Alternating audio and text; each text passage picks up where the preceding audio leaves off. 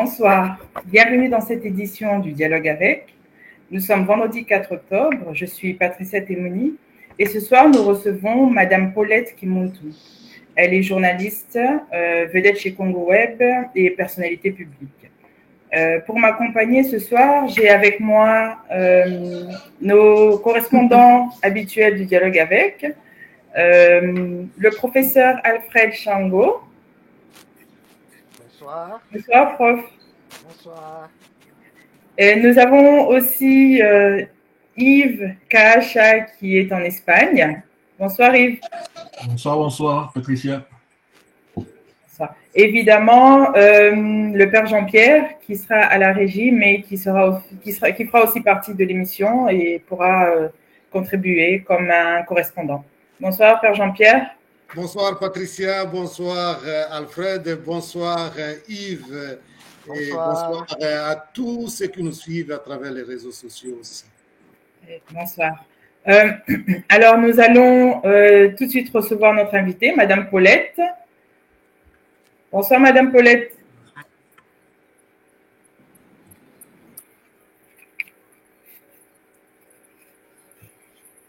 Est-ce qu'elle m'entend? Bonsoir, Madame Paulette.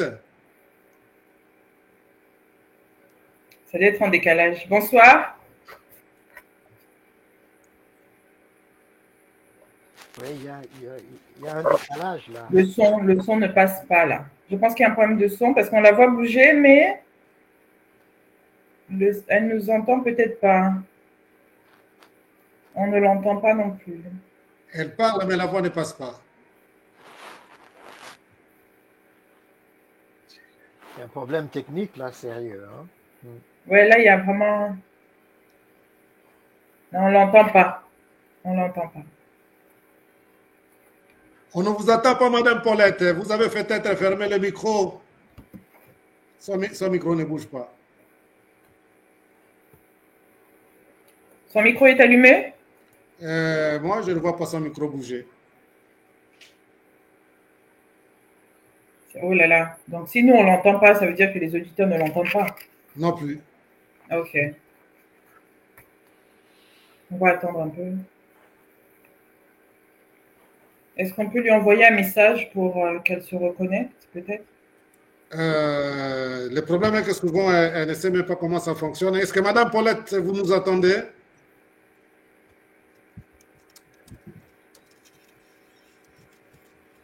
Elle se déconnecte et reconnecte, ça va, je pense que ça va aller. Je crois qu'elle bouge beaucoup de boutons. Peut-être qu'elle ne sait pas comment bouger. Madame Paulette, on ne vous attend pas, nous autres.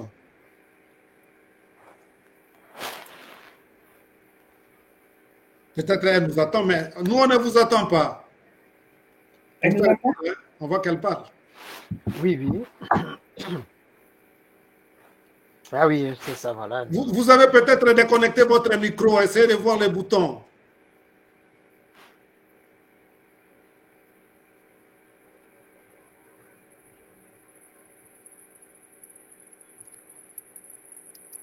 Problème de bouton, probablement, hein, qu'elle a touché à un bouton pour bloquer le micro. Ça va être... Ok, qu'est-ce qu'on fait là? Ouh là là. Alors, on peut lui envoyer un message sur WhatsApp pour voir si... Probablement. Et alors, en attendant, peut-être, entre-temps, le professeur peut un peu nous parler de la francophonie, hein, en attendant qu'on résolve ces problèmes. Oui, d'accord. Hein, en attendant, ben oui, depuis le début de cette semaine, a lieu à deux endroits différents le sommet de la francophonie. Du point de vue culturel, c'est au théâtre Gaîté-Montparnasse qu'un certain nombre d'auteurs, d'écrivains, de poètes du monde francophone se retrouvent. D'ailleurs, ce soir, il y a le concert de Fally Ipupa, entre autres, hein, qui joue au théâtre Gaîté-Montparnasse. Ça a vraiment un succès important. C'est cette partie du sommet qui est organisée sur le plan culturel Gaieté Montparnasse. La deuxième partie, plus politique, a lieu en ce moment à Villers-Cotterêts, où avait été nommé le président et des titulaires, simplement à l'usage de la langue française. Mais on dirait que même le professeur a un problème de son là. C'est certainement. Vous n'entendez pas? Oui, non, ça passe, mais le son était vraiment bas. D'accord, allez, on va essayer d'augmenter. Là, vous m'entendez? C'est bon. Ouais. D'accord. Donc, je disais que le sommet de la francophonie a lieu à deux endroits différents. Dans le 14e ici, au théâtre Gaieté Montparnasse, pour le volet culturel, où des écrivains, des poètes ont pu s'exprimer.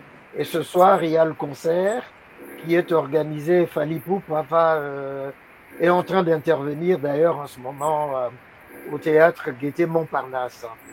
Et puis il y a le volet plus politique qui a lieu au château de Villers-Cotterêts. Oui, non, on écoute bien. Ah, là on... Madame, est-ce que vous nous attendez maintenant un peu? On coupe le professeur. Bon, oui, je vous entends, je vous entends. Qui dirige. Oui. Non, vas-y. Non, vas-y, Père Jean-Pierre. Moi, je suis un peu... Ok. Vous attendez. Allez. Bonsoir, Madame Paulette, vous nous entendez? Bonsoir, Patricia Témoin. Bonsoir. Ah, super. Ok. Je suis contente de vous entendre. Merci. Je commençais à m'attrister un petit peu avec ces problèmes de connexion. Oui. La connexion chez nous, c'est vraiment un problème. Hein. Oui, on voit ça. On voit ça. Bah, écoutez, bienvenue sur Dialogue avec et nous sommes heureux de vous recevoir. Alors, nous avons présenté les correspondants. Alors, nous avons le professeur Alfred Chango qui intervient à partir de Paris et qui va contribuer aussi à notre échange aujourd'hui en posant des questions, en vous posant des questions.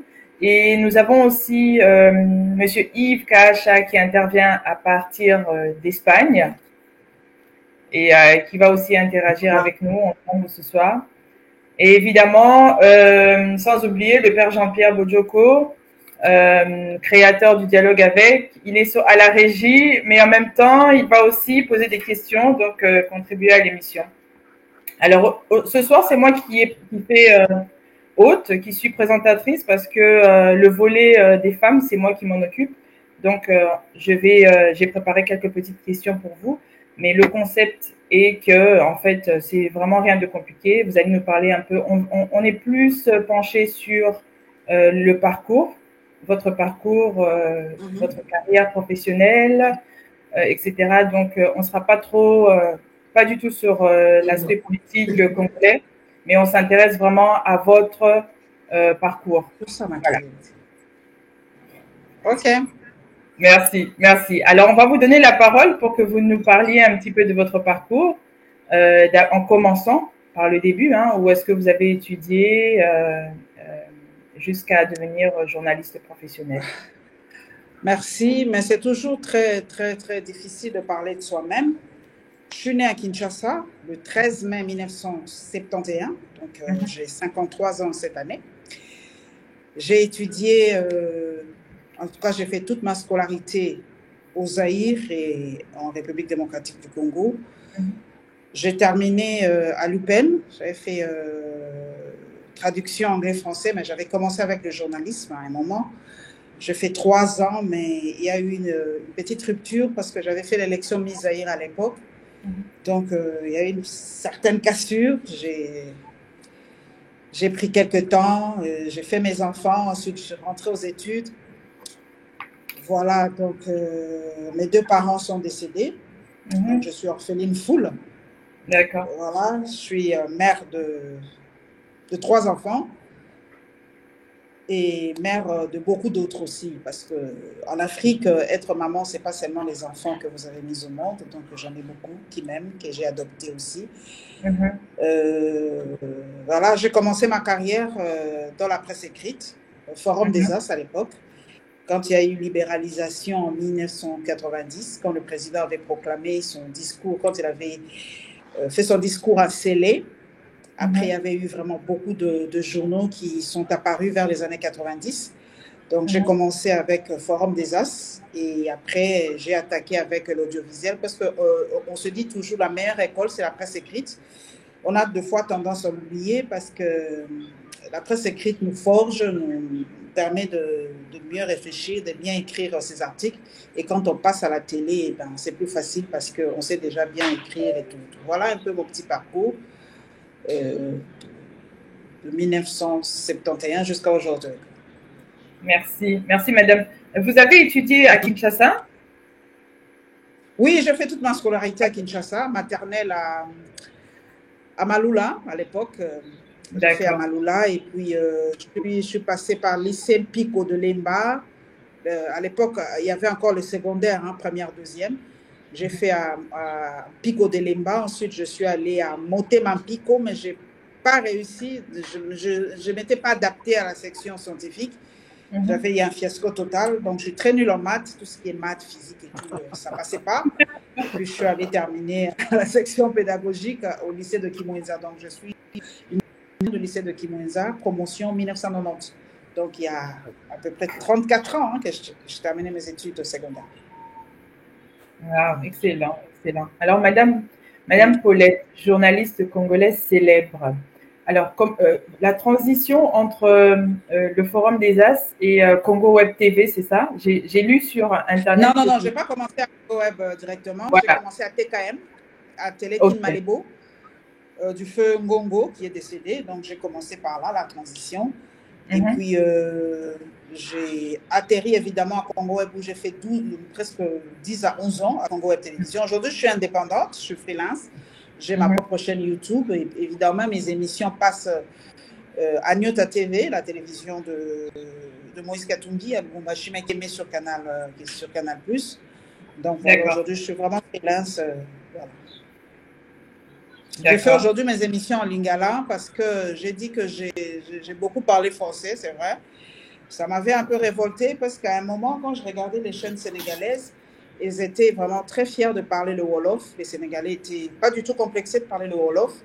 Je me suis dit à un moment, il faut que ça s'arrête. J'ai parlé pendant 20 ans en français. Je me suis dit maintenant, je parle en lingala. Il faut qu'on révalorise nos langues.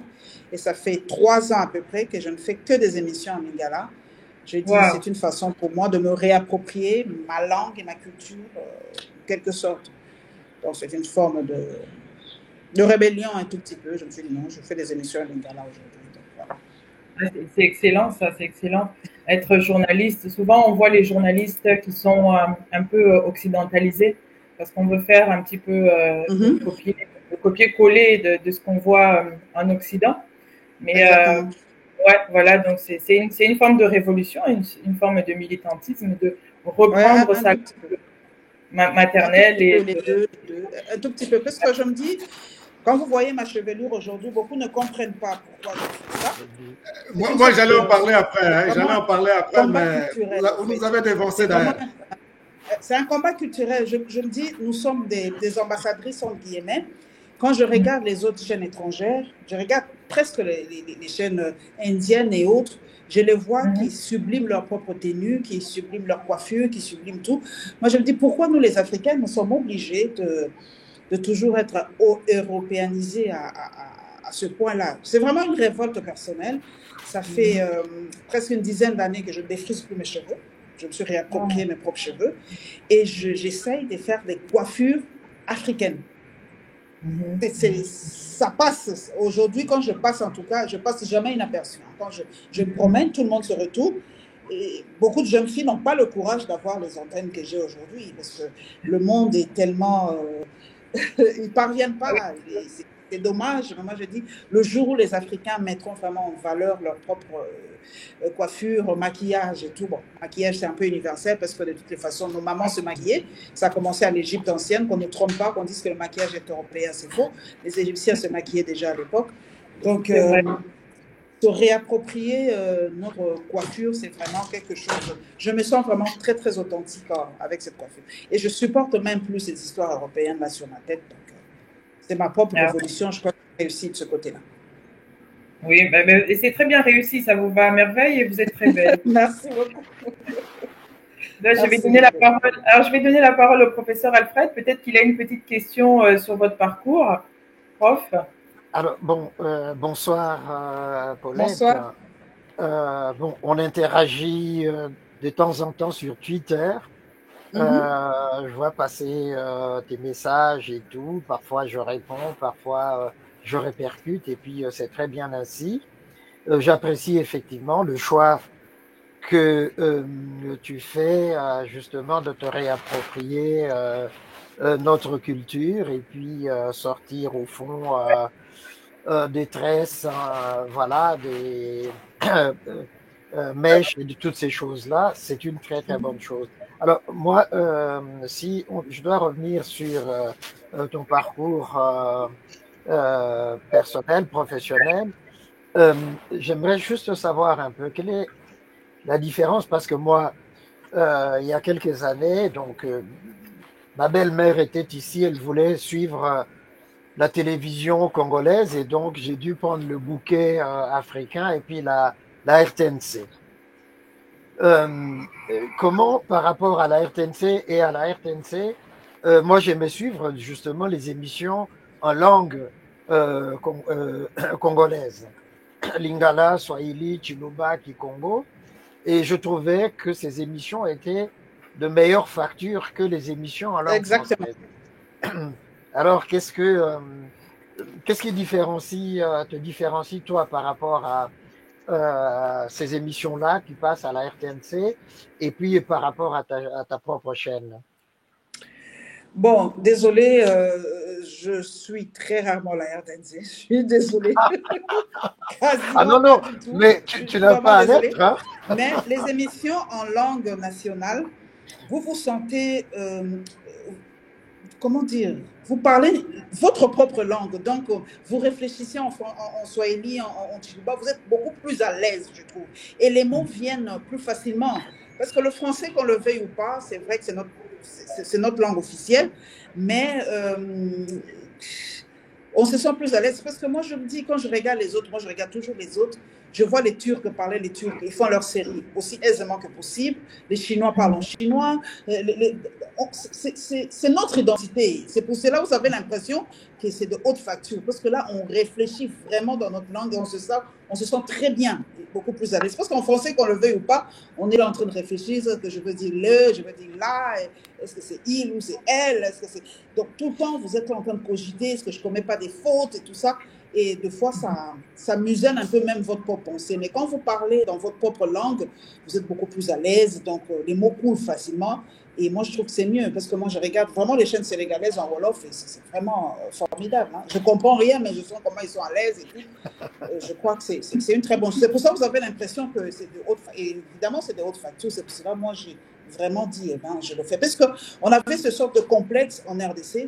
Moi, en tout cas, c'est parmi mes plus grands regrets, c'est de ne pas parler les Yansi, ma langue, ou le Mbala, du côté de ma mère. On ne nous a pas appris ça, en fait. Je me suis efforcée de parler le Kikongo. Ça, je l'ai appris toute seule. Nos parents avaient l'impression que quand on parlait bien français, donc on était évolué, vous voyez, avec les Belges. Mon père avait cette histoire d'évoluer et tout ça.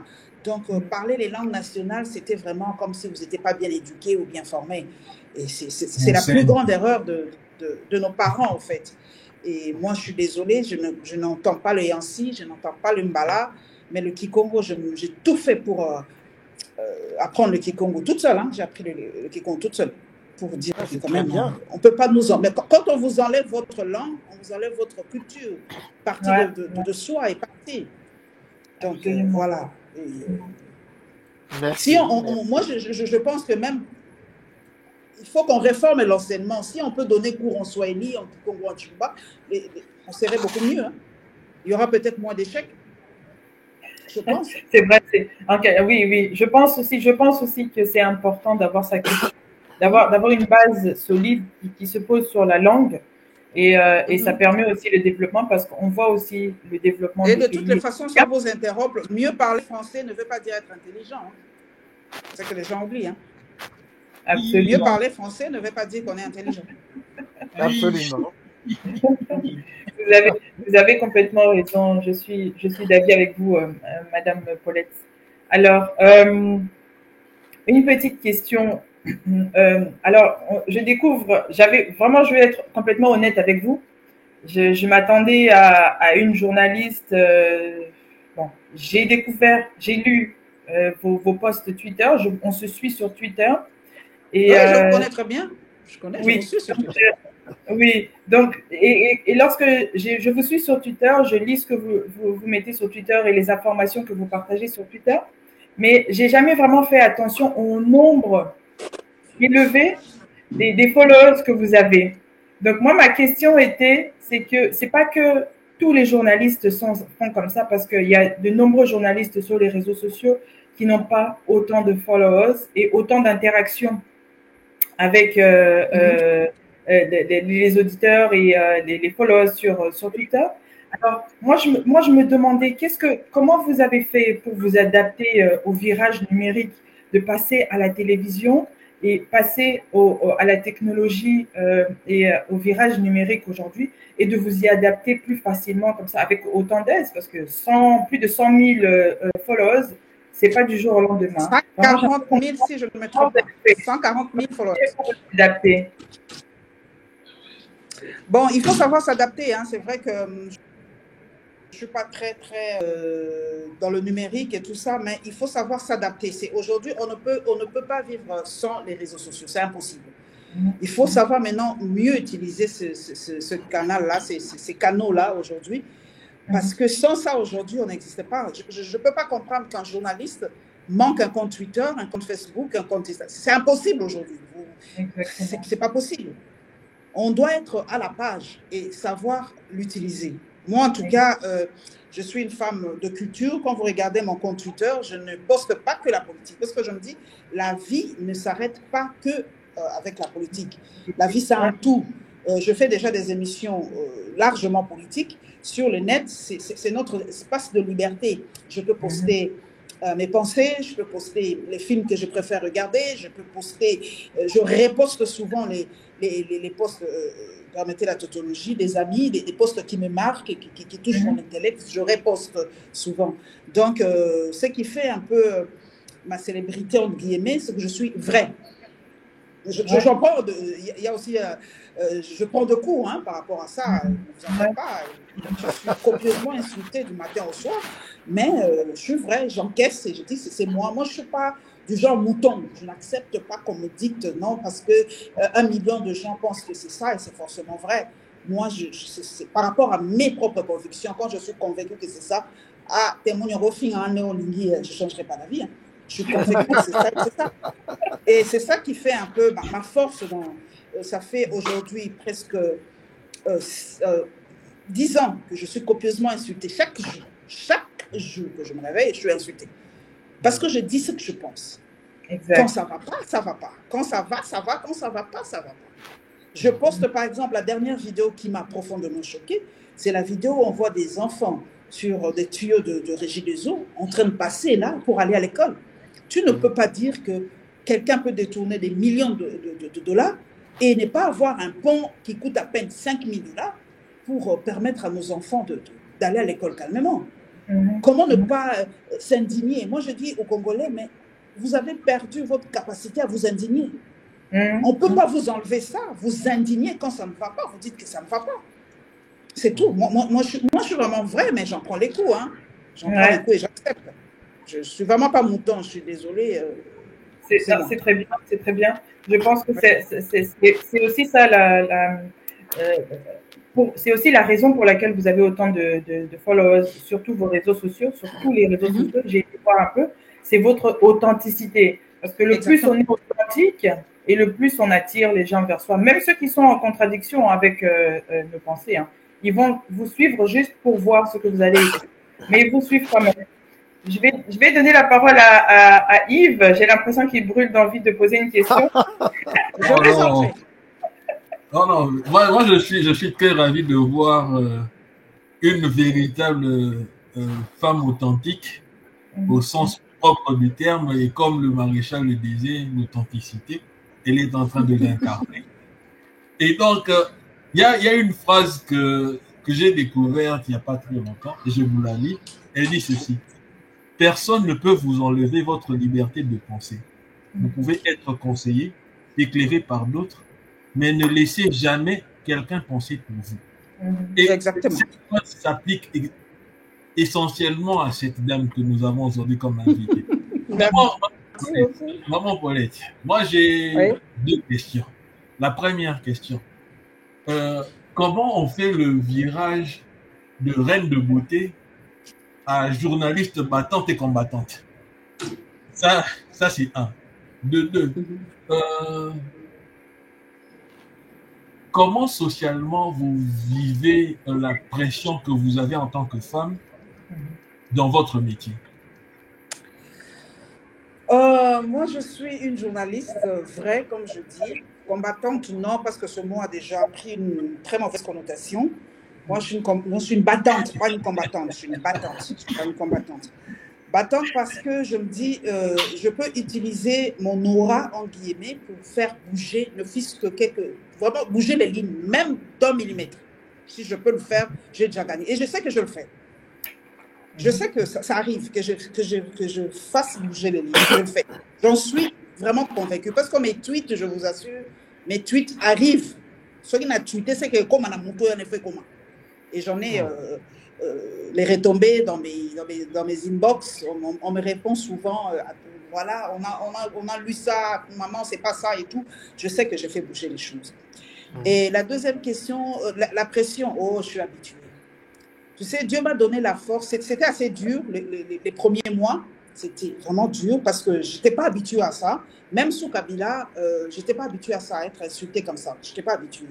Il m'a fallu du temps et une force mentale pour me dire que ça sera toujours comme ça. Puisque aujourd'hui, il y a des gens qui, à l'époque, combattaient Kabila. On ne savait pas ce qu'ils pensaient réellement. Aujourd'hui, qui sont au pouvoir, ils ressortent les griffes et pas de fois poliment, c'est en insultant des fois. Et c'est assez triste. Mais moi, ça me fait plus rien. Même mes enfants le savent.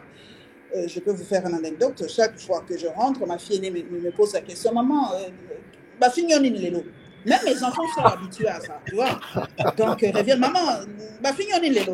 Aujourd'hui, c'était quoi en fait? Tu vois, même mes enfants sont habitués à ça. Naïm Sabango, mon combat, ne vous en faites pas, va déteindre sur vous. Vous aurez aussi. C'est vrai que mes enfants ont mal, surtout avec la dernière dame qui m'insultait copieusement. Mes enfants avaient très très mal. Mais je leur dis, il faut beaucoup mal au col. Donc, vous me connaissez, je suis votre maman, vous connaissez ma vie, vous savez que c'est faux, tout ce que les gens disent. Donc, ça ne peut pas vous toucher. Et mes enfants, ça ne les touche plus. Hein. Et elles en rigolent même. Des fois, elles me montrent, regarde, maman, c'est que ce gars-là a dit. Moi, je dis, si ça peut leur permettre de se sentir plus homme en m'insultant, mais c'est leur problème. Mais moi, en tout cas, je vis bien avec ça. D'ailleurs, de temps en temps, je me demande, mais aujourd'hui, on ne m'a pas insulté, qu'est-ce qui se passe? Donc, je commence même à me poser la question, mais on m'a oublié ou quoi? Tu vois, on ne m'a pas insulté une fois, je me dis, mais bon, on m'a oublié aujourd'hui ou quoi? Tu vois? Donc, je suis tellement habituée à ça, mais ça montre aussi d'une certaine façon la déliquescence de notre société. Absolument.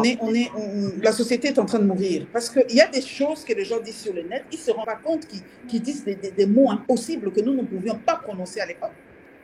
Quelqu'un qui t'insulte comme ça, avec des mots, je ne sais pas s'ils ont des enfants, ils ont des familles. Non, je dis, c'est pas possible. Et moi, j'ai pris comme technique à l'époque, et je crois que ça fait quand même quelque chose. Si tu m'insultes, je prends les insultes, j'entre sur ta page Facebook, je prends ta photo, je prends la photo de ta femme et de tes enfants et je républie. Carrément. Ah oui. Et c'est vraiment un effet de parce que tes amis commencent à appeler, ta femme appelle, elle me dit, mais c'est pas possible, mon mari ne peut pas dire des choses comme ça. Et à un moment, ça fait vraiment diminuer parce que quand on t'expose comme ça avec des insultes, des photos à l'appui et enfants, ça fait taire beaucoup de choses. Mais ça montre vraiment... on est perdu. On doit vraiment, nous les parents, reprendre l'éducation de nos enfants et nous-mêmes adultes, de fois savoir mettre des limites, quoi. Même si tu es extrêmement fâché, même si ce monsieur-là ne te plaît pas, ou cette dame ne te plaît pas, savoir mettre des limites. Mais aujourd'hui, les Congolais, on a l'impression qu'il n'y a plus de limites, il n'y a plus de barrières. Quand tu es derrière ton téléphone, ton ordinateur, tu as l'impression de tout dire, de tout écrire, mais c'est dommage. C'est la reflet, c'est que tu es, en fait. C'est dommage. Vraiment, vraiment. Ben, je pense que vous avez raison parce que c'est un tout, hein, c'est un tout. Oui, c'est un tout. Le virtuel et le réel aujourd'hui se confondent, hein, qu'on le veuille ou pas aujourd'hui. C'est que tu publies sur le net, ne vous en faites pas, c'est collé à toi. Hein. Voilà. C'est que les gens oublient aujourd'hui que toute publication aujourd'hui ne s'efface pas. Ça va vous poursuivre des années en années, même votre famille. Donc, on a l'impression qu'on badine avec ça, mais dommage. Vraiment, vraiment. En parlant de publication, comment vous, vous sélectionnez ceux que vous publiez? Vous avez un critère de sélection, par exemple, on va dire l'actualité congolaise. Vous ne publiez pas. Oui, j'ai des journalistes que j'ai choisis. J'ai des journalistes que j'ai ciblés. D'ailleurs, j'ai déjà retweeté un de tes posts, Témouni. Oui. Quand quelque chose me tape dans l'esprit, ça touche mon intellect, je retweete carrément. Et des fois, je m'approprie ça. Donc, mais pour les journalistes des infos, j'ai 4-5 journalistes que je suis. L'information certifiée Stani, je retweete beaucoup. Steve Wemby, j'ai 3, 4, 5 journalistes comme ça que je retweete, Élisée Odia et tout ça. Ça, c'est vraiment automatique. Parce que moi, je ne suis plus reporter, donc je ne descends plus sur le terrain. Donc, je prends les informations des autres. Et à l'extérieur aussi, je retweete beaucoup Christophe Rigaud et une dame là. C'était à l'époque Sonia Rollet, mais je crois qu'elle n'est plus correspondante chez nous. Donc, il y a des dames. J'écris toujours ma source, hein, et je retweetais, j'écris comme ça. Et pour les compatriotes, c'est lui ou celle qui touche mon intellect, comme Témouni, je te lisais, je dis, bon, elle est pas mal celle-là, je prends et puis je retweete. Merci. Voilà. Merci. Sans parti pris. Hein, alors, on va... vraiment, je lis beaucoup et puis ça m'apprend beaucoup. Très bien, c'est excellent. Merci. On va regarder un petit extrait là de quelques minutes qu'on a choisi avec le Père Jean-Pierre d'un de vos interviews et puis on revient tout de suite. Je vous en prie. Il faut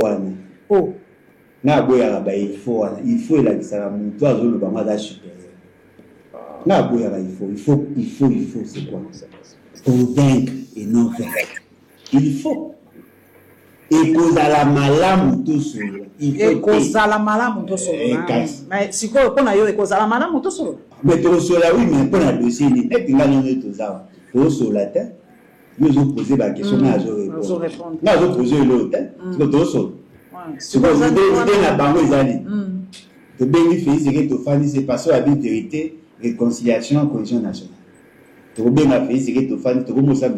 Monsieur, pourquoi au signer qui a accord dans Rwanda? Il a fait ses réponses. Il n'a pas opposé, mais il a fait, c'est que, a opposé la question, il y a ma deux, il y a mon épananga, où il essaie de bloquer. Et le message a sens unique. Ça serait un procès. Mais à la fin, si on trouve qu'il a violé la loi, on fait quoi? On ne va pas le sanctionner. Ça ne sert à rien. Mais pourquoi si papa Martin ça que selon il a tenir la cohésion naza su kaza desu nenga za na accompagne ka salaire nazo linga siko te ko la salaire par rapport à quoi na par rapport à démarche ba mimi. Comment cela s'est passé? Félix Tshisekedi a besoin de l'induire en erreur parce que Fayulu a la défaut et des tarias. Moi au bout d'année solo 30 secondes à cette peine aider à jouer à tuer et du malheureux idée il n'était pas naïe même dans une initiative. Félix qui a compris sa stratégie. Félix qui avait besoin d'un consensus parce qu'ils avaient deux approches. L'approche à forcing pour imposer la constitution, l'approche à dialogue, à négociation pour faire accepter l'idée des changements à la constitution. À mon avis, la stratégie n'est que ceux qui te cueillent de manière frontale et vous a difficile. Comment faire? Il vient, il fait une émission improvisé alors non voilà basango baye kolukanga pona kende dialoguer na ba le reste à la place politique mais Fayulu na dialoguer na ndeni pour reconnaître le quoi président Kabila yekuta komi mutu AFC fait nani Moïse Katumbi mutu ezala moi le yenge ce qu'on Fayulu a dit le Paul à Félix azo le bananga kinga na boya ka dialogue ka abo dialogue na te ponga na boya na sala na bima le pas premier pas na la kisa na opinion que je suis favorable au dialogue. Il est tombé dans son la finalité du dialogue au pays c'est qu'il y a les actes à dialogue.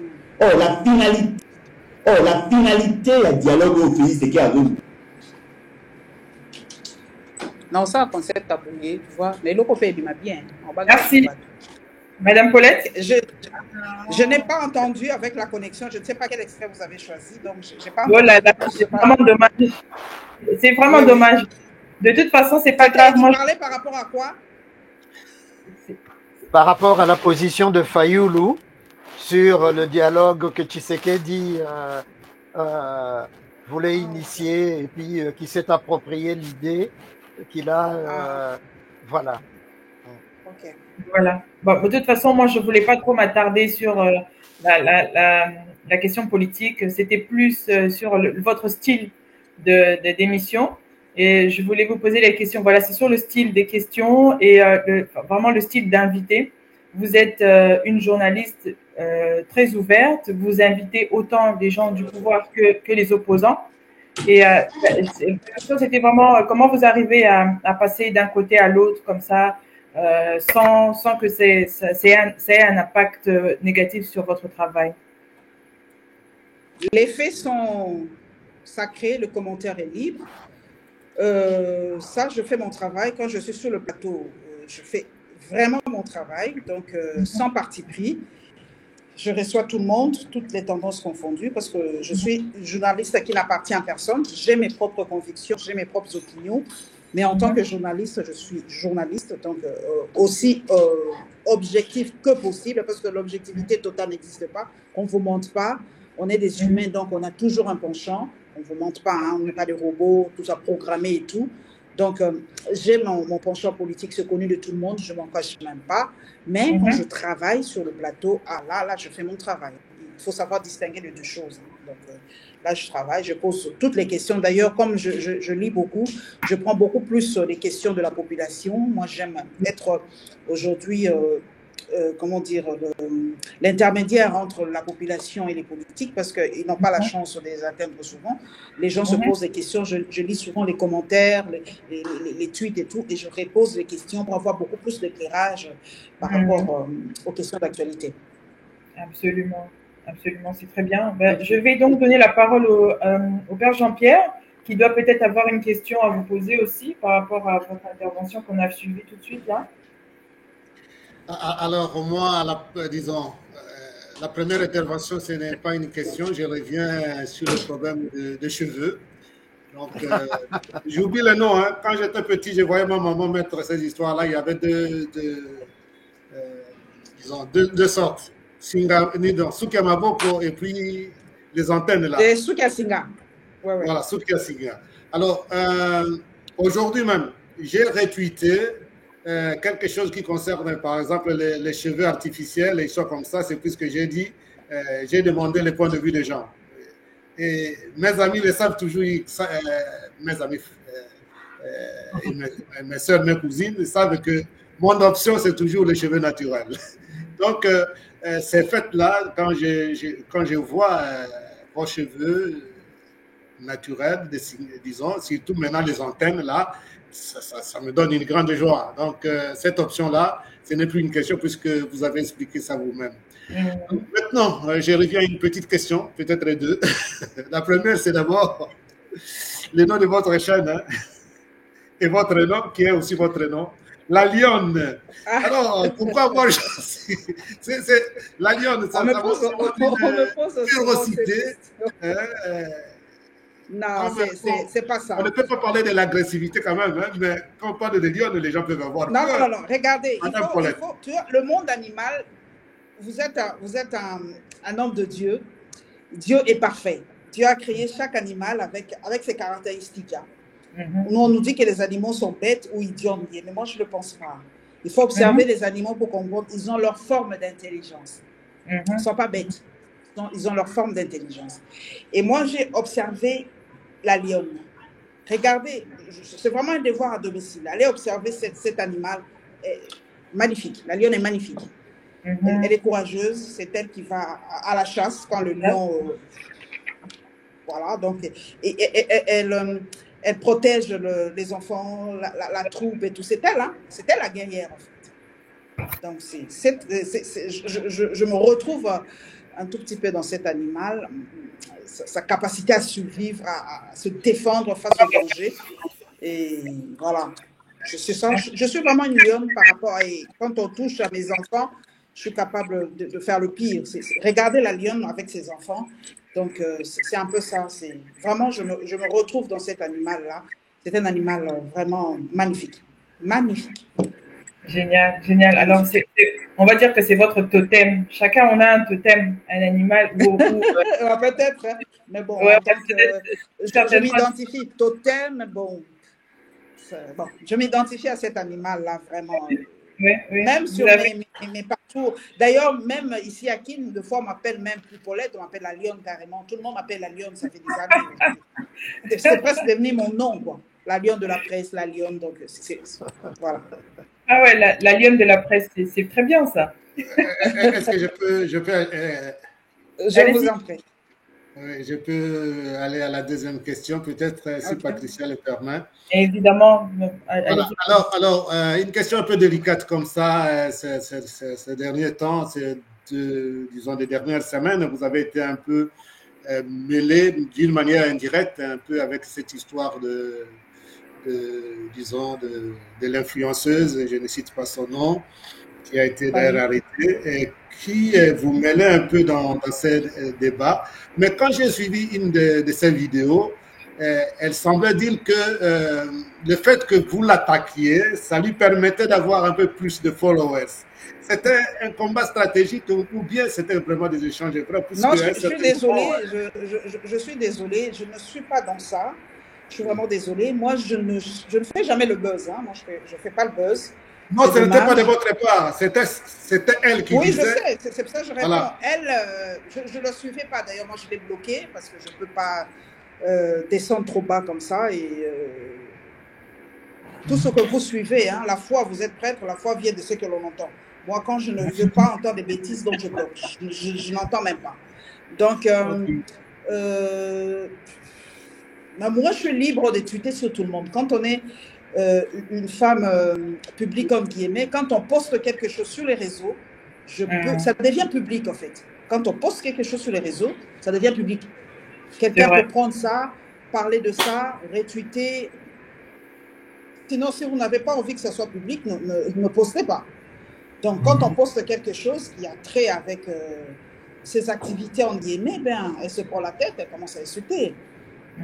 Moi, je dis, mais c'est dommage. C'est dommage. Et ces insultes, une femme ne peut pas insulter comme ça. C'est dommage. Une mère, une femme, ce qu'elle sort de sa bouche, Dieu l'a dit, c'est pas ce qui entre, mais c'est ce qui sort de la bouche qui définit quelqu'un, en fait. Et moi, c'était dommage. Et voilà, elle-même l'a dit, elle est allée trop loin. Je crois. Absolument. Et j'aimerais en plus ajouter que c'était pas très intelligent de sa part parce que votre attitude à vous a montré que vous êtes vraiment en hauteur parce qu'on vous a pas vu réagir, on n'a pas entendu aucune réaction de vous ou quoi que ce soit. Donc ça a montré vraiment que vous êtes dans le professionnalisme sur les réseaux sociaux.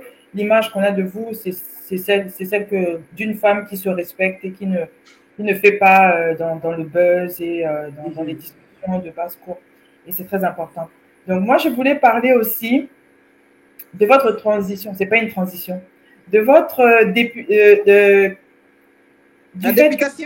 La députation, voilà.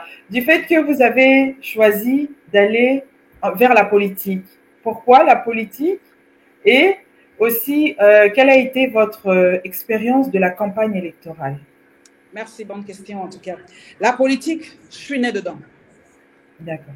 Mon père était premier président de l'Assemblée nationale lors de l'accession de notre pays à l'indépendance. Donc, en 1962, mon père était président de l'Assemblée nationale. En 1965 aussi, quand Mobutu a fait son coup d'État, papa était président de l'Assemblée nationale. Donc, je suis née dedans, je parle politique avec papa, c'était tous les jours. Donc, la politique, c'était vraiment mon deuxième repas. Après la Bible, c'est la politique. Donc, mais je m'étais dit, non, je ferai la politique quand j'aurai 50 ans. Parce que j'aime tellement mon métier, j'ai dit, j'ai envie de vivre de mon métier, j'ai envie encore de travailler longtemps. Je m'étais promis, à 50 ans, je me lance dans la politique active. J'ai eu 50 ans. Je me suis lancée et l'expérience était magnifique parce que j'ai découvert que les gens souffrent dans notre pays. Il y a deux Kinshasa en fait. Il y a une Kinshasa que nous connaissons et il y a une Kinshasa que les gens ne connaissent pas. Vous allez aller dans des endroits où vous dites, mais je ne suis pas à Kinshasa ici. La pauvreté, la promiscuité, c'est incroyable. La Tchango est tellement vaste que des fois, je me disais, c'est pas possible. Des fois, j'ai amené mes filles pendant la campagne, je leur disais, vous voyez la chance que vous avez. Il y a des gens qui habitent tellement à l'intérieur de la Tchango, qui est arrivé au boulevard du 30 juin, c'est tout un voyage. Quelqu'un peut faire 6 mois, elle n'est jamais arrivée au boulevard du 30 juin. Jamais. Ah oui, oui. Donc sa vie s'arrête là-bas, à l'intérieur, là-bas. Elle n'a pas le temps. Donc c'est tout un voyage pour arriver, ne fût-ce que sur le boulevard du 30 juin. Il y a des filles qui mettent au monde, et ça s'arrête là, sa vie s'arrête là. Elle n'a pas d'autre horizon. C'est fini. Tout est fini pour elle. Et je disais à mes filles, regardez la chance que vous avez étudié, vous voyagez, vous connaissez le monde, regardez les autres comment elles vivent. Une fille de 13, 14, 15 ans qui a déjà 2 gosses ou 3. J'ai découvert beaucoup de choses, ça m'a fait tellement mal cette disparité. C'est vrai que il y a certains Congolais qui disent que vrai, les pauvres existent partout. Moi, je dis il y a pauvres et pauvres. Il y a vraiment pauvres et pauvres. Chez nous, c'est une pauvreté. Ça fait mal parce que nous sommes assez sur des richesses. Il y a des quartiers où il n'y a pas d'eau, mais le fleuve est à quelques mètres. C'est quelque chose, le paradoxe de la RDC, je comprends. Et c'est là où ça fait extrêmement mal. Je publie des fois des choses, je me dis, regardez Dubaï dans les années 70 et Kinshasa dans les années 70. On les dépassait de loin. De très loin. Mais regarde aujourd'hui. Regardez Dubaï aujourd'hui. Regarde la RDC aujourd'hui. Qu'est-ce que nous avons fait de notre pays durant les 60 ans? Même avec mon père, on se chamaillait deux fois. C'était vraiment des discussions. Moi, je disais à mon père, vous avez demandé l'indépendance trop tôt. C'était vraiment un combat de génération. Mon père me disait, voilà, tu n'as pas connu la colonisation, tu n'as pas connu la chicote, tu n'as pas connu l'humiliation. Moi, j'ai dit, papa, c'est vrai, je n'ai pas connu tout ça. Mais ce que vous faites, c'est encore pire que ce que font les Blancs. C'est encore pire que ce qu'ils font. Quand un noir fait souffrir un autre noir, c'est encore pire, moi, je trouve. C'est pire. Moi, je disais ouvertement, c'est quoi vous n'avez aucun programme. C'est quoi ce pays? Au lieu d'avancer, nous faisons que reculer, les autres nous dépassent. Aujourd'hui, la RDC. Mais venez voir la ville de Kinshasa aujourd'hui. Nous vivons sur un tas d'immondices, en fait. Il n'y a plus de route. Kinshasa n'existe plus dans 10 ans. Kinshasa va mourir. Mais nous devons dire ça. Nous devons dire que ça ne va pas. Venez arranger les routes. On n'a plus de route à Kinshasa. Pour accéder aujourd'hui au boulevard de 30 juin, c'est difficile. L'avenue de Flambeau, ça ne va pas. Ouangata, ça ne va pas. Kassavubu, ça ne va pas. Toutes les routes sont foutues. Et aujourd'hui, quand il pleut à Kinshasa, une toute petite pluie, c'est l'inondation du boulevard du 30 juin jusqu'au vers Willery. Mais moi, quand je grandissais, il n'y a jamais eu des inondations sur le boulevard du 30 juin. Mais aujourd'hui, quand il pleut, il y a vraiment, il y a un fleuve sur le boulevard du 30 juin. On commence même à se poser des questions. Est-ce que nous, les Noirs, vraiment, il y avait même avec ma fille dernièrement, elle m'a dit, mais maman, rappelons les Belges, carrément pour 100 ans. Signions un accord, disons, Belges revenaient pour 100 ans, et puis voilà. Parce que, moi, je le dis franchement, avec un regret dans le cœur, on a échoué. On a carrément échoué. On avait dit, faisons de ce pays un pays plus beau qu'avant. Mais nous devons même changer l'hymne national. Carrément. Parce que nous n'avons pas fait de ce pays quelque chose de plus beau qu'avant. Non, l'hymne national doit refléter ce que nous sommes. Est-ce qu'avons-nous fait de ce pays un pays plus beau qu'avant? Pas du tout. Pas du tout. Nous sommes en train de tuer ce pays. Les détournements. On va me dire, oui, en Europe, on détourne aussi. En France, on détourne. Aux États-Unis, on détourne. Mais oui, mais ils ont un tout petit peu cet amour de leur pays que nous n'avons pas. Quelqu'un peut se taper 300 millions de dollars, mais au coin de sa rue, il n'y a pas de courant électrique, il n'y a pas d'eau. C'est incroyable. Et moi, je ne ferai que dénoncer ça jusqu'à ma mort. Avec papa, c'était un combat de titans sur cette histoire. Moi, j'ai dit, vous avez demandé, c'était trop tôt, il fallait laisser Von Bissen jusque dans les années 80. Soit, moi je disais à papa, mais vous aurez pu demander aux Belges qui avaient envie de rester, de devenir Congolais.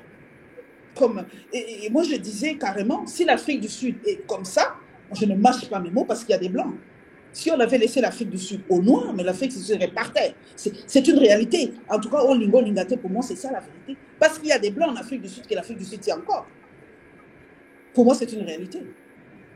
Si on avait laissé des Belges blancs ici, mais le Congo peut-être ne serait pas ce qu'il est aujourd'hui. On n'a pas d'administration, on n'a rien dans ce pays. Même nos propres diplômes aujourd'hui, c'est difficile. Tu fais étudier tes enfants en RDC quand elles sortent. Par exemple, dis ma diplôme T. Tu t'es fait soigner ici, il y a des diagnostics. Imagine qu'on peut te faire un faux diagnostic aujourd'hui à Kinshasa. Parce que les médecins, ils sont mal formés aujourd'hui. Tu vas pour la malaria, on te soigne un cancer. Vous imaginez un peu où nous sommes aujourd'hui. Il y a des gens qui meurent parce qu'on a établi un faux diagnostic. Médecin, tu as des classes, tu as triché dans ta classe. Encore on parle naïf. Mais c'est ça le diagnostic. C'est compliqué dans ce pays. Et moi, je me dis, il faut qu'on s'arrête à un moment. C'est vrai qu'on se bat pour la cohésion nationale. Il faut qu'on s'arrête. Tout établir ma base pour reprendre ce pays. Sinon, ça ne va pas. L'éducation, ça ne va pas. Voilà. Et moi, ça me tue parce qu'on a un pays magnifique. On a un paradis, mais bon, on détruit ça nous-mêmes. Je suis désolée. C'est vrai. C'est très désolant. C'est très désolant. Je vais donner la parole au professeur Alfred. Peut-être qu'il a une question. Oui, mais d'abord faire quelques remarques et ensuite une question par rapport à la presse. Hein. Je suis tout à fait d'accord, mais je pense nous tous ici, nous sommes d'accord avec le constat, le diagnostic que tu viens de faire de notre pays, et en particulier de la ville de Kinshasa, et de cette sorte de déliquescence morale de notre pays, de la décrépitude intellectuelle de notre pays, malheureusement. Et ça va à volo parce que justement, il n'y a pas cette prise de conscience-là. Tu as cité l'Afrique du Sud et la présence des Blancs, mais en Afrique du Sud, la différence avec nous, c'est que eux, les Sud-Africains noirs, ils ont conscience que avec l'apartheid, ils avaient été écartés, mais ils arrivent au pouvoir avec Nelson Mandela et que il fallait à ce moment-là qu'il y ait une classe moyenne noire, et ils ont conscience effectivement qu'il faut travailler pour continuer à maintenir le standing de l'Afrique du Sud. Exactement. Chez nous, c'est tout l'inverse. L'exemple de Dubaï, mais l'exemple que ça peut être de la Corée du Sud.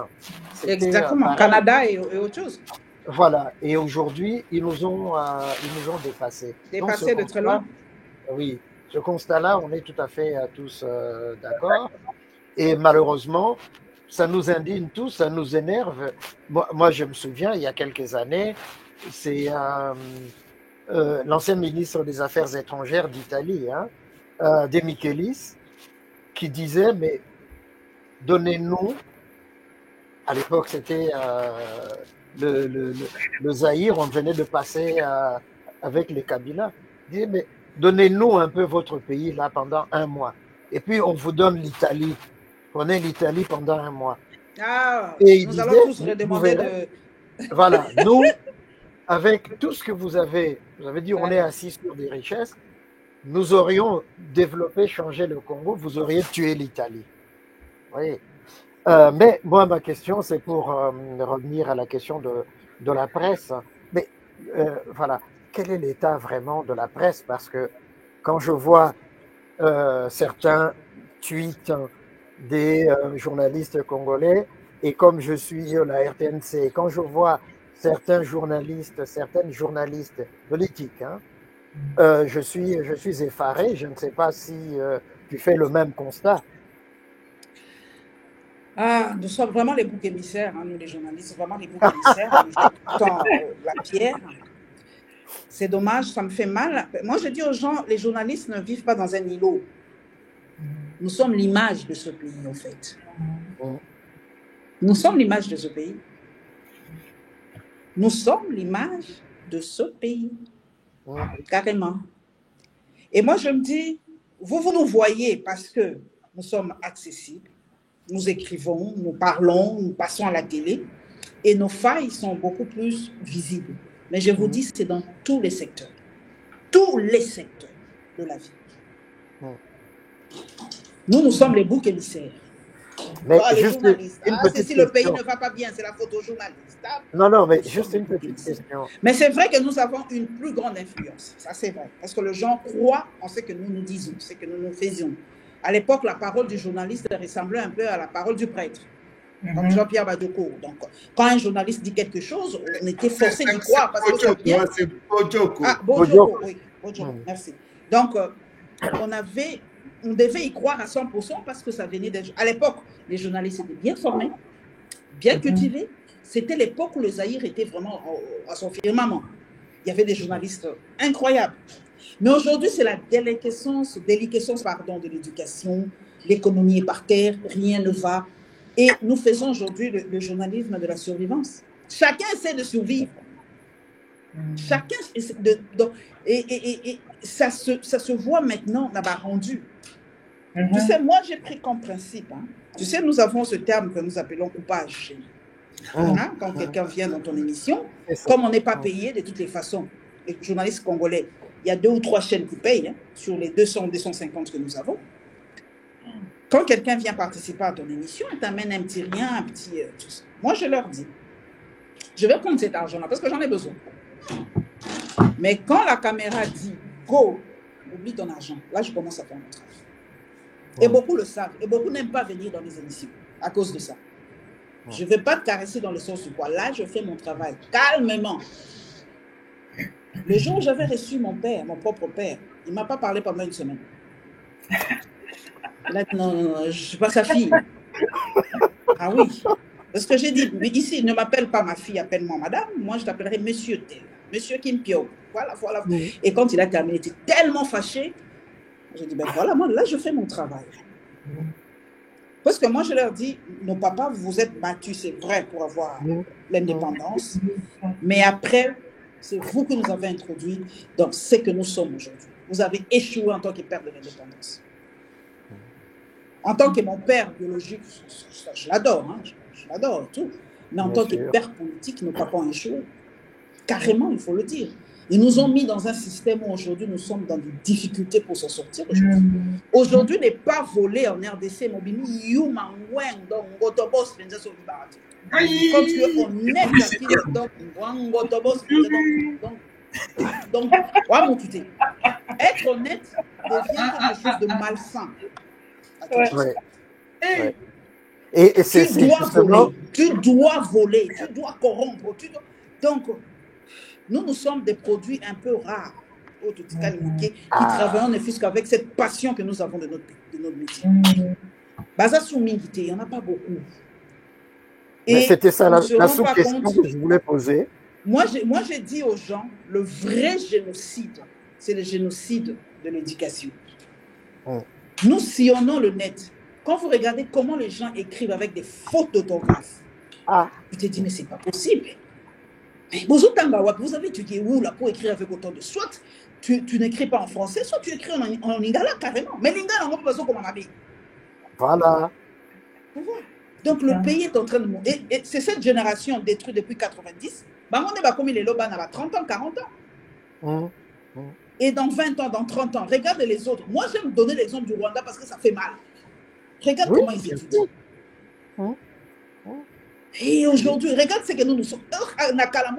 Nous, quand on étudiait, on faisait des petites compétitions entre collège Boboto, collège Bosomi, lycée tel, une sorte d'émulation comme ça. Mais aujourd'hui, ça ne sert à rien, quoi.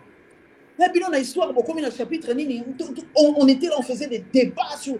Mais aujourd'hui, demande à un garçon ou à une fille de te faire une petite dissertation aujourd'hui, mais c'est compliqué. C'est compliqué même à l'université. On est en train de mourir à petit feu. Regarde en Corée, l'éducation, comment on forme. On ne se rend pas compte qu'on est en train de mourir à petit feu. Et c'est dommage. Après, je vais vous laisser. Il va faire 21h. Moi, j'habite dans un coin bizarre. Je vais vraiment rentrer. Oui, on va pas tarder à clôturer. Yves, tu as une question? Moi, j'ai une petite question. En tant que journaliste, quelle est la personne que vous auriez aimé interviewer? Le Dalai Lama. Okay, le Dalai Lama et Nelson Mandela. Nelson Mandela. Les deux. Ça, j'aurais aimé vraiment les questionner. Parce que moi, je suis femme de culture. Sur le plan culturel, côté musique, j'aurais aimé vraiment interviewer Michael Jackson. Pour moi, c'était le top. Je suis devenu fan. Ouais, je suis vraiment fan de la musique et tout. Et voilà. Question, Madame Lalion, est-il vraiment ethniquement et déontologiquement acceptable de naviguer en politique et journalisme? Comment être convaincu aujourd'hui de votre neutralité et de votre objectivité après cette transhumance? Oh, si vous savez, en Europe, il y en a combien qui sont politiques? Il y en a plein qui sont en même temps politiques et journalistes. Les deux sont étroitement liés. Journalisme et politique, surtout les journalistes politiques surfont entre les vagues. L'essentiel est de regarder mon travail, comment je fais mon travail. Comment je fais mon travail. Si je fais mal mon travail, là, c'est un problème. Mais je m'efforce de faire mon travail le plus objectivement possible. Mais en tout cas, et je le sais que je le fais bien. Connais-toi toi-même, je le fais bien. Mais côté politique, j'ai mes choix politiques. Okay. Même non, les autres journalistes en Europe, ils ont leur choix politique aussi, même s'ils ne le disent pas. Parce que il faut comprendre qu'en RDC, on vit un pays paradoxal. En Europe, un journaliste est bien. Attends, ça, ma conviction politique, on les paye. Ils sont payés, oui. Que ce sont les politiques qui nous payent. C'est pas facile pour un journaliste payé par tel d'aller à l'encontre de la volonté à Moutoise au fauteuil. C'est la réalité congolaise. Tout le monde est payé par un politique. On se connaît tous dans ce métier. Tout le monde. Wow. Alors, oui, autant de... Essayez de nous soutenir dans ce travail. Nous faisons un travail très difficile. Bien sûr. Tout ça, bouc émissaire. Donc, regardez aussi les infirmières, comment ils font leur travail, les magistrats, les procureurs, les docteurs. Tout le monde a sa part de responsabilité dans la destruction de ce pays. Patricia, juste une petite question. Oui, allez-y. Maman Paulette, une question. Quand on regarde un peu la situation dans les pays comme les nôtres, vous n'avez jamais eu peur de la violence faite aux journalistes? Si, moi j'ai été déjà violentée plus 1 ou 2 fois. Des fois, mon père avait piqué une de ces crises. Mais ce sont les risques du métier. Mais moi, j'essaie de le faire aussi objectivement possible. Mais on a peur. On a tous peur à un moment. Nous sommes... surtout dans l'aéroport. Biso Baoso, comme un aéroport, tu commences à paniquer un tout petit peu. Passera pas. Tu passes, aujourd'hui tu passeras. Pardon, tu passes, demain tu passeras pas. Donc, le stress que tu as dans ce pays. Mais il ne faut pas avoir peur. Si tu vis dans la peur, tu es déjà mort. Fais ton travail. Si la justice t'appelle, tu y vas, tu réponds. Si tu fais la prison, tu fais la prison. Stani a bien fait la prison, il est sorti. Donc, quand tu commences à vivre dans la peur, tu ne feras plus ton travail. Oui, quand on est dans la peur, on s'installe dans une zone de confort. Et voilà, et tu n'arriveras plus à... Je vais parler rapidement aussi, Patricia. Oui, alors j'ai une dernière question. J'avais beaucoup de questions, mais en fait, je vais résumer parce que vous n'avez pas beaucoup de temps et on va respecter aussi votre temps pour rentrer à la maison. Donc, ma question, ça c'est vraiment quelque chose de général. En tant que femme journaliste et en tant que femme battante, comme vous nous avez expliqué, quels conseils pourriez-vous, en prenant en compte les considérations du Congo en ce moment, quels conseils pourriez-vous donner aux jeunes femmes pour continuer à se battre, pour continuer à progresser? Objectivement, dans ce métier de journalisme, objectivement, des fois, j'ai envie de conseiller à nos jeunes sœurs de ne pas faire ce métier. Ok. Objectivement. Au Congo. Ne faites pas ce métier. C'est trop difficile. C'est vraiment trop difficile. Surtout pour les femmes, c'est très difficile. Mais si tu as vraiment envie d'y aller, il faut d'abord aimer ce métier. Moi, j'adore mon métier. Je l'ai dans le sang, en fait. J'adore ce métier. Alors, quand tu le fais, alors fais-le bien. Lis beaucoup. en tout cas, apprend beaucoup. On ne cesse jamais d'apprendre. Lire, apprendre. Vraiment beaucoup de... Parce que moi, je ne peux pas comprendre qu'une journaliste, aujourd'hui, on pose la question, qu'est-ce qui se passe en Israël aujourd'hui avec l'Iran? Pas du tout. On ne connaît rien. Moi, je dis aux gens, le monde ne s'arrête pas qu'en RDC. Ouvrez-vous, regardez ce qui se passe ailleurs, lisez et tout ça. Une journaliste, ce n'est pas quelqu'un de coincé, là. Non. J'ai fait un jour un petit reportage, là où j'ai étudié. Tu demandes à des filles, mais qui est Barack Obama? Les gens ne savent pas. Je te dis, il y a des femmes aujourd'hui qui prétendent être à la télé, mais aucune culture générale et qui n'utilisent que leur corps, permettez-moi, pour non. La beauté, c'est une femme. Moi, j'aime la beauté chez une femme. Moi, je suis vraiment une femme. Mais la beauté doit s'allier avec l'intelligence. On ne peut pas être belle et bête. Là, c'est vraiment un mélange que je déteste. Quand je vois vraiment une belle femme qui n'est pas intelligente, ça m'énerve. Je n'utilise que ça comme non, moi, j'aime pas. Moi, j'aime être belle, mais ne te fie pas à mon intelligence. Hein. Ne te fie pas à ma beauté, là. Parce que d'ailleurs, je suis en train de vieillir, tant mieux. Ça va un peu faire tasser les choses. Mais je vais vous donner une anecdote. Quand j'ai fait l'élection, quand j'ai participé à l'élection Miss Zaïre en 1994, on passait par les questions et tout. Alors, il y a un membre du jury qui m'a dit, mais madame, vous êtes tellement intelligente, mais qu'est-ce que vous êtes venue faire ici à l'élection Miss Zaïre? Ça m'avait choqué. Ça m'avait choqué. J'ai dit, ah bon? Mais je ne savais pas que les Miss Zaïre étaient réservées aux idiotes. Moi, je suis très claire déjà à l'époque. Je me dis, mais comment vous dites ça? C'était bien envoyé. Belle, c'est déjà d'une façon de dire que quand on est belle, on est idiote. Quoi. Je suis allée d'ailleurs à cause de ça. C'était presque un défi pour moi. Quand je suis allée m'inscrire, quand on m'a vu m'inscrire, il m'a dit, mais madame, vous êtes déjà en 2e graduat, vous travaillez déjà, mais qu'est-ce que vous venez de faire ici? Je lui ai dit, ah bon? C'était comme un défi. J'ai dit, alors je vais le faire. Et je l'ai fait. Et déjà à l'époque, ceux qui se souviennent, j'avais déjà dit à l'époque que je serais la première femme présidente du Zaïre à l'époque. Ça avait créé un tollé, parce que tout le monde disait, je vais être ici, et moi je suis là. Non, Paulette Kémon pouvait être la première femme présidente du Zaïre à l'époque. Ça avait créé un tollé à l'époque. Parce que mes convictions, là, ça n'a pas commencé aujourd'hui. Donc, je dis, mais non. Parce que ça s'est déjà fait. Vous savez qu'en Argentine, il y a une femme qui était Miss qui est devenue présidente en Argentine. Oui, Miss, mais elle est devenue présidente. Oui, donc, ça amène à tout, quoi. Donc, les femmes, aimez ce métier, faites-le avec amour, avec passion, et sachez les risques que vous faites, parce que nous sommes en Afrique, c'est pas facile. Hein. L'Afrique, c'est pas facile, c'est pas l'Europe. Donc, c'est pas facile. Il faut savoir juger. Quand vous voyez que vous supportez ma fingaté, ou vous supportez ma côté, ne le fais pas. Sinon, tu vas craquer. Hein. Tu vas craquer. Alors, Patricia, tu peux un peu intervenir? Oui, on va donner la parole au père Jean-Pierre. Certainement qu'il a une question ou une remarque. Oui, alors je vais d'abord aller vite. Hein. Je crois que il y a Yves qui avait déjà enchaîné la question, et comme elle parlait aussi de sa beauté, hein, pour ne pas le cacher. Elle a été justement dans le concours de Miss, histoire comme ça, et puis voilà. Est-ce que quelque part, hein, vous n'êtes pas obligé de répondre, ou bien vous répondez très bien. Bon, on voit aussi dans les photos, et puis voilà, les gens vous rappellent ça, même si vous-même vous ne le faites pas, que vous êtes une jolie femme. Est-ce que quelque part, ça, vous n'êtes pas obligé de répondre, hein, madame Paulette?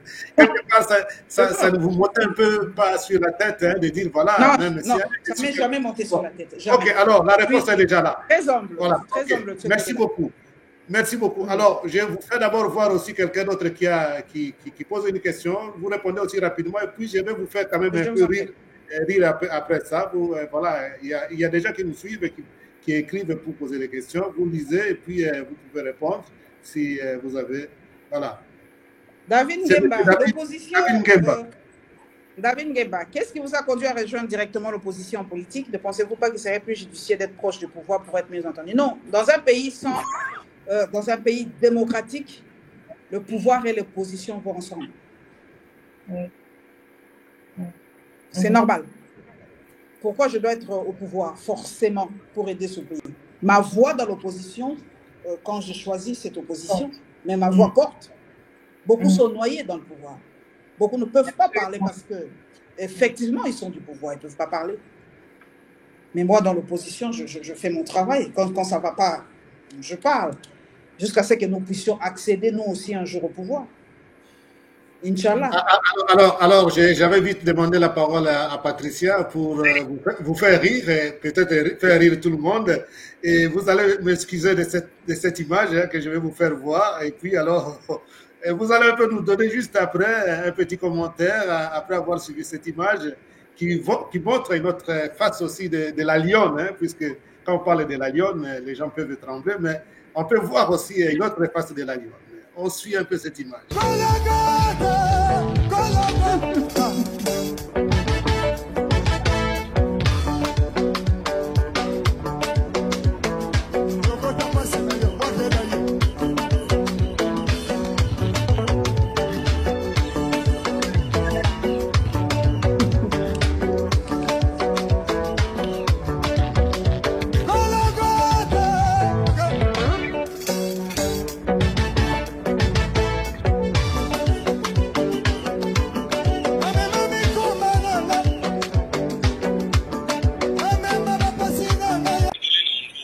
Apparemment, vous dansez bien, Madame la Lionne. Oh, excellent. Une femme, c'est ça. Dans la vie, il faut avoir 1000 facettes. Hein. Il ne faut pas être hypocrite ou fausse. Même Barack Obama danse. J'ai vu Barack Obama danser chez lui au Kenya. Je l'ai vu danser avec, même aux États-Unis.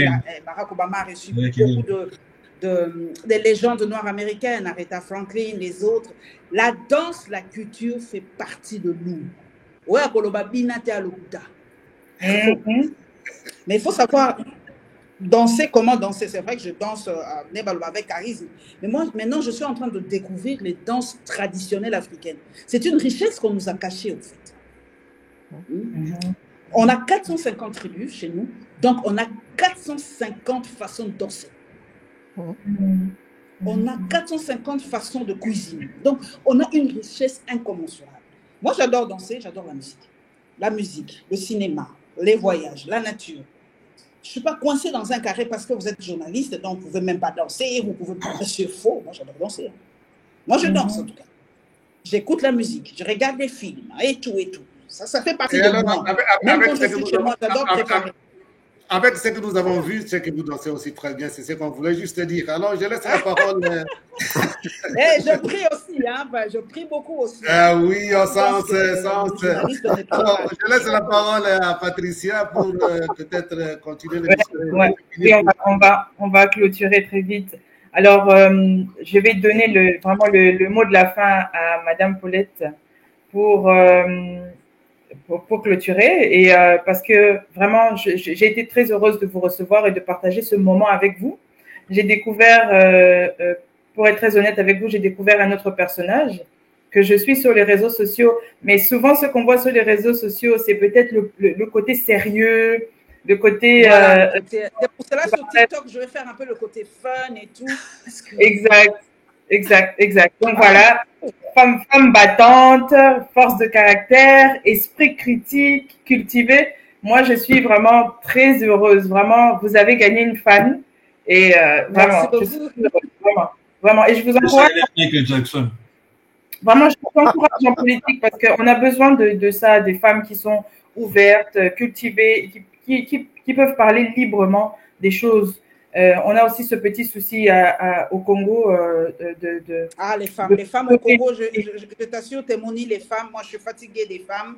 Les femmes, moi je leur dis, on vous apportera rien sur un plateau d'argent.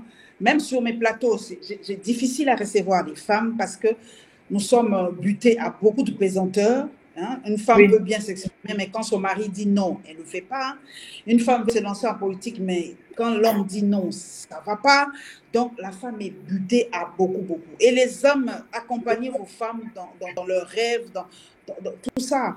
Puisqu'un pays sans femmes, même en politique, ça ne va pas. Ça ne va vraiment pas. On a besoin de femmes dans tous les secteurs. Comment toi, un homme, un papa, autant ici, moi, si, à comme l'université, mais il épouse un homme qui lui dit tu restes seulement pour aller à manger. Donc, tout ça, je ne comprends pas. Vous êtes des papas, moi, c'est autant ici qui était brillante à l'école, qui faisait des 80, des 70%, mais tant qu'on va c'est fini. Tout ça, tout ce savoir-là, tout cet apport-là est jeté à l'eau. Les hommes, accompagnez vos femmes.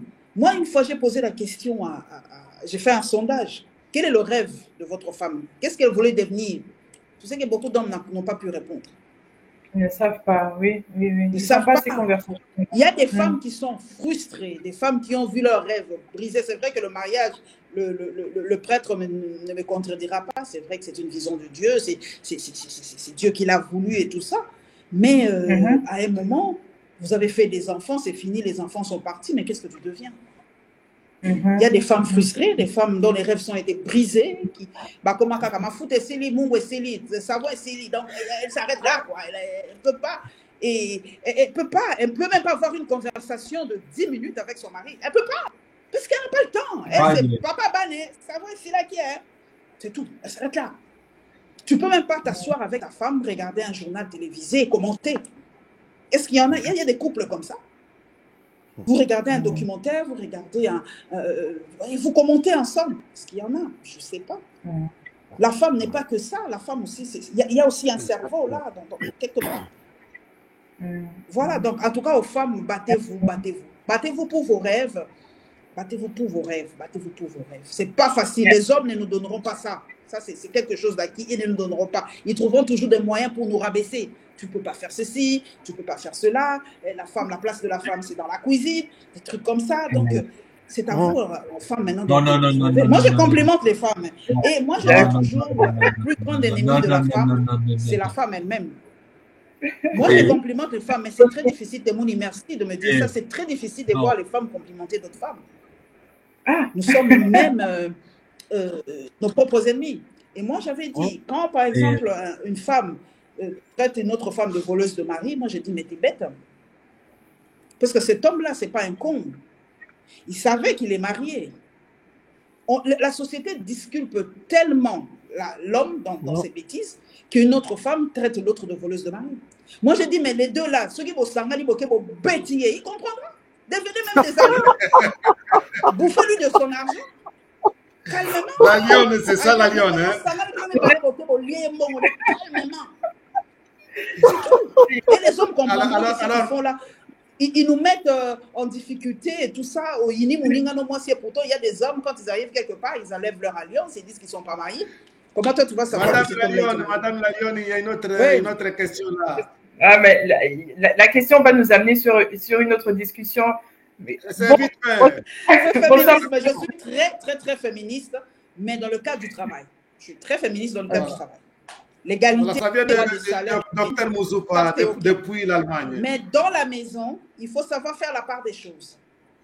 Dans la maison, tu restes femme. Amen. Le chef de la famille. J'ai dit dans la maison, hein, dans la maison. Mais quand je sors de la maison, là, non. Au travail, je ne suis pas mère de quelqu'un. Au travail, je ne suis pas femme de quelqu'un. Je suis journaliste. Mais chez moi, oui, quand je rentre, je redeviens mère, femme d'eux et tout. J'enlève ma casquette, là, je rentre chez moi à la maison. Mais Nalibana ne me cherche pas. Il y a quelqu'un qui a dit, non, femme, soyez soumise. Moi, j'avais dit un jour à un de mes patrons, je ne suis pas soumise à vous, monsieur, je ne suis pas votre femme. Je suis désolée. On est soumise à son homme, à son mari, pas à son patron. Non, je suis désolée. Je lui avais dit ça, je ne suis pas soumise à vous. Vous me faites ça, je vous recadre. Vous n'êtes pas mon mari. Voilà, il faut savoir faire la part des choses. On ne l'explique pas souvent aux femmes, hein, mais c'est ça la part des choses. L'égalité de sexe au boulot, les droits et tout, mais à la maison, redevenez femme, redevenez mère, je pense. Merci beaucoup. Merci beaucoup. Hein. Merci beaucoup, Madame Paulette Kimuntu, pour votre présence ce soir. Vraiment, c'était très, très, très agréable de vous avoir avec nous. Alors, nous allons clôturer. Et est-ce que nous pouvons prendre cette dernière parole comme le mot de la fin, ou vous avez quelque chose d'autre à dire? Que nous fassions de notre pays un pays plus beau qu'avant. J'espère vivre cela un jour. Peut-être je ne verrai pas mon pays plus beau qu'avant, mais bon, peut-être mes enfants, mes arrière-petits-enfants vont le voir. Absolument. Merci beaucoup. C'est pour ça aussi que nous nous battons. C'est certainement pas pour nous-mêmes, mais c'est pour les générations à venir. Donc, je vais donc remercier nos correspondants. Merci beaucoup, Yves. Merci pour ta participation et on se revoit très bientôt. Merci et bonsoir, le professeur Alfred. Merci beaucoup. Bonsoir, merci beaucoup. Merci à Paulette de son intervention dynamique. Merci, au revoir et très bientôt. Donc, nous étions en excellente compagnie avec Madame Paulette Kimuntu. Donc, elle nous a vraiment fait passer 1h20 très agréable à parler d'elle, de son parcours, mais aussi de ses défis et puis de ses prises de position au Congo et de son combat pour un Congo meilleur, pour ses enfants, pour les enfants qu'elle élève et pour les générations futures des Congolais qui sont là. Donc, nous vous remercions encore une fois, Madame Paulette Kimuntu, et à très bientôt. Je vous souhaite une très bonne soirée et un bon retour à la maison. Merci. Donc, je salue donc tous ceux qui nous ont suivis à travers YouTube, Facebook, Instagram et Twitter. Et donc, nous allons nous retrouver vendredi prochain pour un autre programme. Mais en attendant, vous pouvez suivre la rediffusion de l'émission avec Madame Paulette, qui, je suis sûre, va être très agréable à regarder pour très longtemps. Donc, je vous souhaite une très bonne soirée et à très bientôt.